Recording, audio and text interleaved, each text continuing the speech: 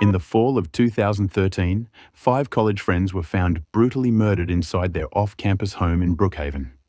The crime scene was so savage, investigators described it as a house drenched in rage.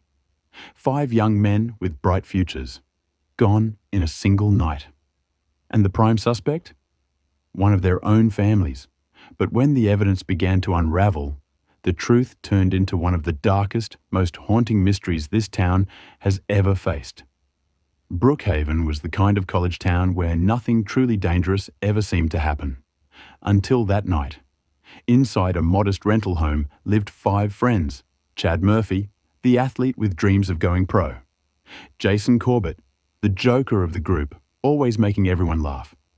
Joe Frank, grounded, reliable, the glue that held the group together. Dave Smith, quiet, focused on his studies. Jackson Kennedy, charismatic, a smile that drew people in. But on October 12th, 2013, their home became a slaughterhouse. Each of them was found brutally stabbed, their bodies scattered in different rooms. Police later said it looked like the killer had hunted them down one by one. That night, Chad's girlfriend stopped by after he didn't answer her calls. The front door was ajar. Inside, the house was silent, until she saw Jason Corbett's body collapsed in the hallway, covered in blood.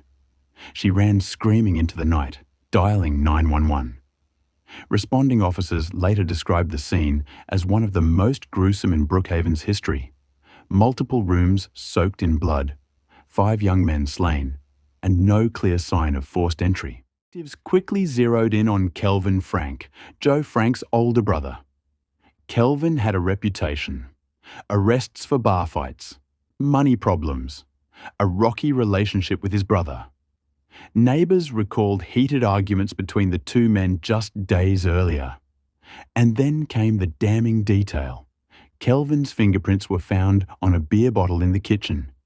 To investigators, it looked like a straightforward case, an argument between brothers that spiraled into unimaginable violence. But just as the case seemed clear, the cracks began to show.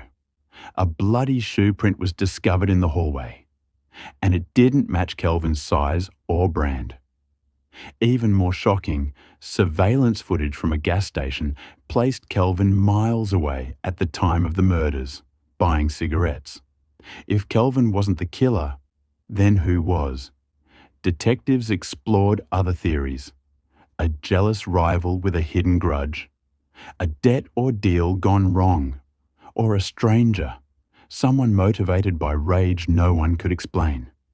But without hard evidence, every lead went cold, and the case was left hanging in limbo. Kelvin was released, but suspicion still clings to his name to this day. At the memorial, grief and suspicion filled the air. Families of the 5 victims sat side by side, united in loss, divided in belief. Joe's mother clutched 2 photos, one of her murdered son and one of Kelvin, accused but never charged.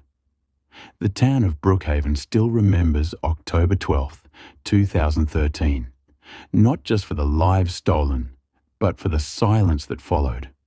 Who entered that house on that October night? Was it betrayal from within, or a stranger who has never been caught? Until the truth is uncovered, the College House murders will remain one of the darkest and most chilling mysteries in Brookhaven's history.